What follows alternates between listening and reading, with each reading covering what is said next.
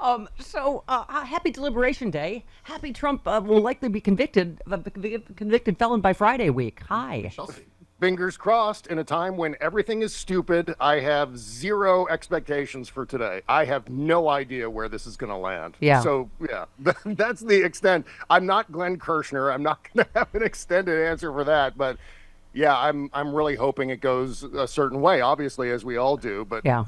God, I have no idea. I'm so disillusioned with my fellow American voters right now. I can't even begin to describe.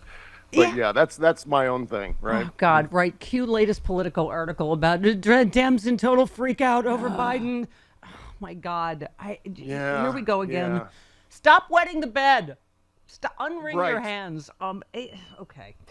Will tweeted, I thought of you. The idea that Biden should cave to his political opponents and begin talking falsely about how the economy is bad comes from the far left, the right, the political press corps trying to exploit liberal guilt and bully Dems into self-flagellation. Don't fall for it.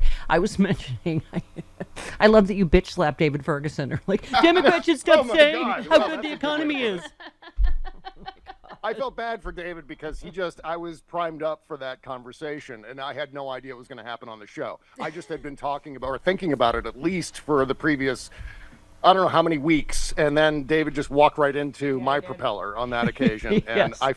I felt terrible after. It was one of those shows where afterward I'm like, I think I was too hard on David because I really very much disagree with Yeah. him as Yeah. far as the, bragging about the Oh, Biden listen, economy. Which, Malcolm Nance is you know, coming up. I disagree with him on some stuff. It's okay. It's America. Yeah, exactly. Well, Yeah, we disagree. Right. It happens. yeah. If as I say, if you agree with everything anyone says, you're an idiot. Okay.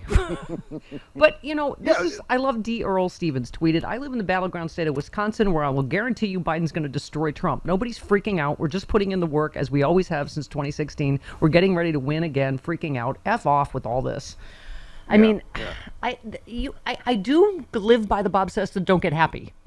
I do think it is a fine balance, right? Right, right. Well, and this economy question, the question of inflation, which is actually, by the way, just cutting to the chase, spoiler warning, it is price gouging. It is corporate price gouging that we're experiencing right now in terms of prices that we're all dealing with. The thing is that we have this attitude, I think, on the left where if everybody doesn't get a cupcake, then no one gets a cupcake. And it drives me crazy sometimes when you have, especially a record like Joe Biden's, where we're not allowed to ballyhoo it. We're not allowed to brag about an enormous success story Yeah, as if it far was as a jobs, Republican. as far as unemployment goes, as far as the GDP goes, as far as the Dow goes, as far you could just do the entire Right. list all damn day, and we're told that we're not supposed to talk about it because there are still some people left behind. Meanwhile, Donald Trump presided over a 28% drop in GDP. That was the largest quarterly drop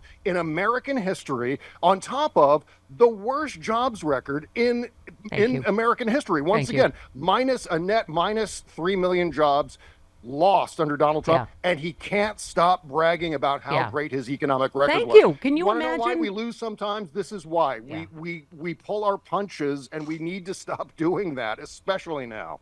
Well, I mean, Bob, that's exactly right. Can you imagine if this was a Republican's record? And would they listen to it? Exactly. You know what? Don't talk about how unemployment was almost 13 and now it's 3. Don't mention that because that's like bad. what? Right, GDP, all of it. I mean, you said I can't believe this is even a thing, even when the stakes are so dire. Biden's economic record is hugely successful with the numbers to back it up. Meantime, MAGA can't stop bragging about Donald's record that included a deep recession and a record 3 million job losses. I mean, Yep. this is why I wonder if he will show up for a debate because Oh, yeah, Biden yeah. can hammer him with so many facts that you can't. You can't just lie I guess you can lie your way through an entire debate, but there are just so many provable facts, Bob, as you write. Yeah. Well, it'd be nice if we evaluated politicians, based on their grasp of the facts.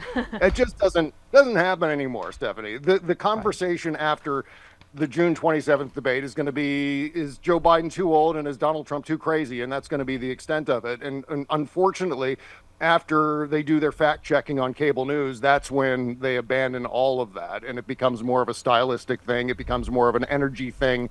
Who won the week, the usual horse race nonsense that we get. Yeah. No mention of the fact that one of the things that is causing massive inflation right now, as I said, and it's not massive inflation, it's price gouging that we're experiencing. And it's massive in the extent that, for example, McDonald's has been raising prices steadily over the years to the point where now the prices are 168%, I think between 100% and 168% larger than they were even just 5 years ago. And that is compared to just 3% inflation. So what's going on here?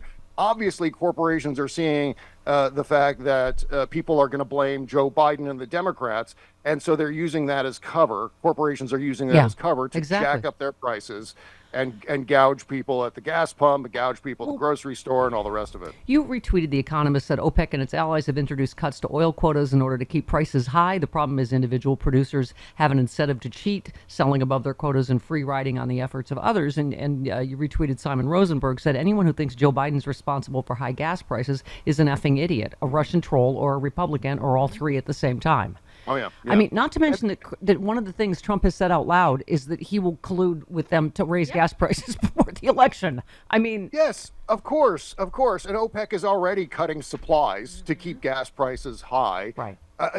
This is out of the control of any sort of lever that the president can necessarily pull.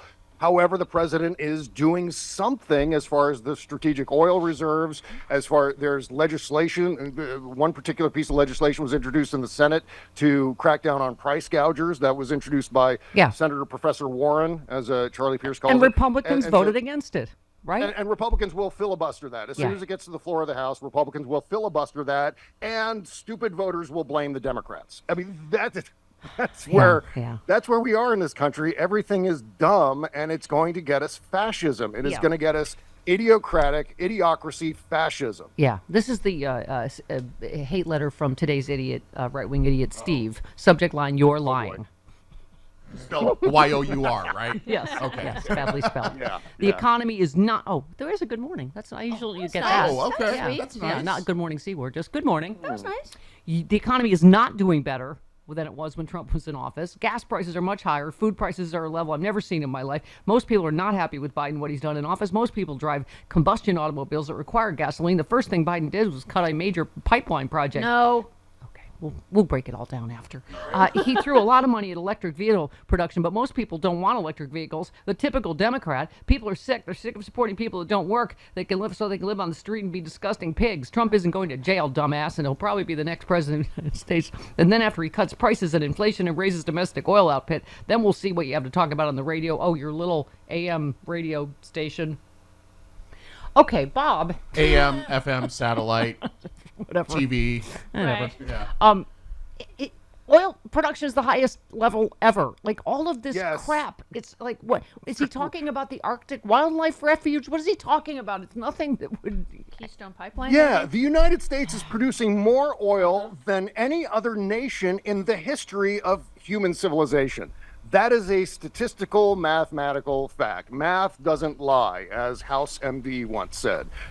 This is very clearly true, and what this guy is talking about, obviously, is, well, the propaganda that he's hearing from Donald Trump. And Donald Trump obviously has to continue to pump alternative facts into the minds of his sucker followers because he knows they're not going to go and fact check him. They're not going to look it up. Donald Trump can stand at one of his rallies and go, "Portland is burning to the ground." And you go to, one of the many live cams in Portland, everything's fine. The birds are singing. People are going to work and going to restaurants and having a good time. And many of the people in those the cities are surprised.